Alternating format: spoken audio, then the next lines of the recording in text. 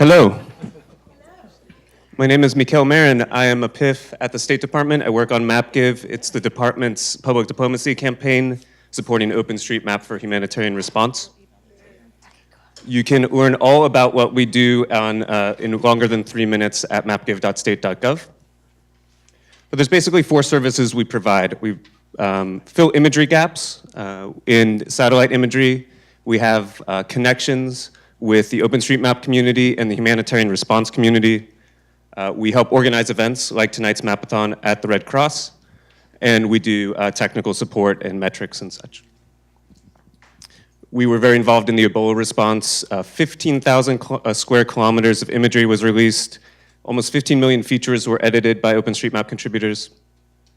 That was directly used by responders in the form of products like the Kanema Atlas, which was produced by the Red Cross. And globally, we saw really unique collaborations, like in Ramallah, students were supported by the Jerusalem consulate to map for Ebola. Saturday morning, we woke up to the Nepal earthquake. This was not a surprise.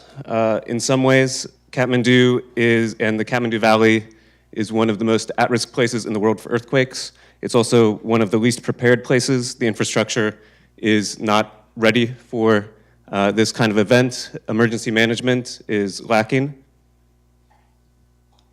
But the digital humanitarian community rapidly came together. We use Skype a lot. We've maxed out our Skype coordination rooms with over 300 participants. And we started to scramble. The OpenStreetMap community set up wikis, mailing lists, other channels. And before we could even talk to anyone on the ground, the first priority was roads. If you looked at Kathmandu, we had very good coverage. Outside of Kathmandu, in the rural areas, we had very little roads. We've mapped pretty much every road in the affected region in the last 4 days.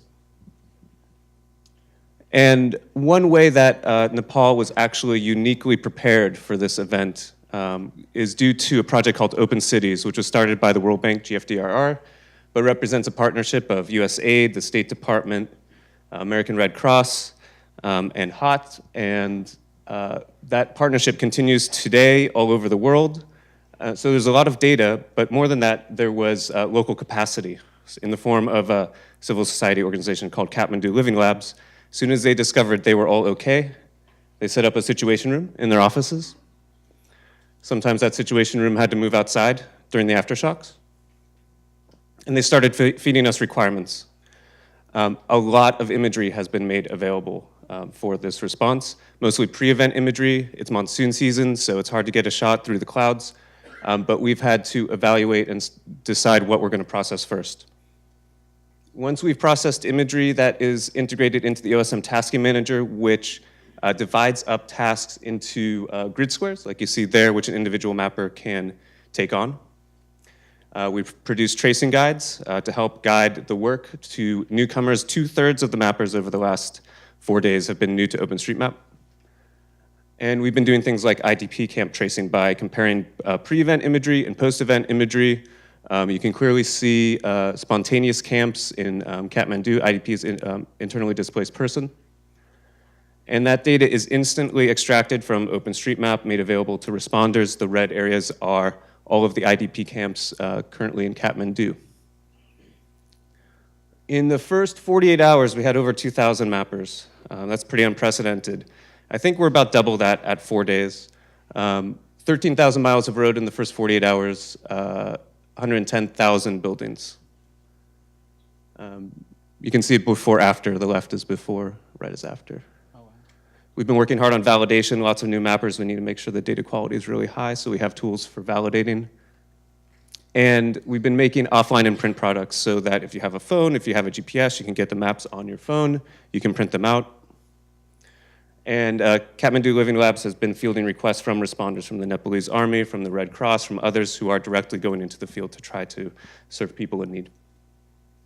We've been getting a lot of media attention. And we've kind of set into a steady pattern, but over the next few weeks, there's going to be UAV missions getting under that cloud cover, collecting fresh imagery. There'll be on-the-ground surveys, and we're going to see if we can do damage assessment.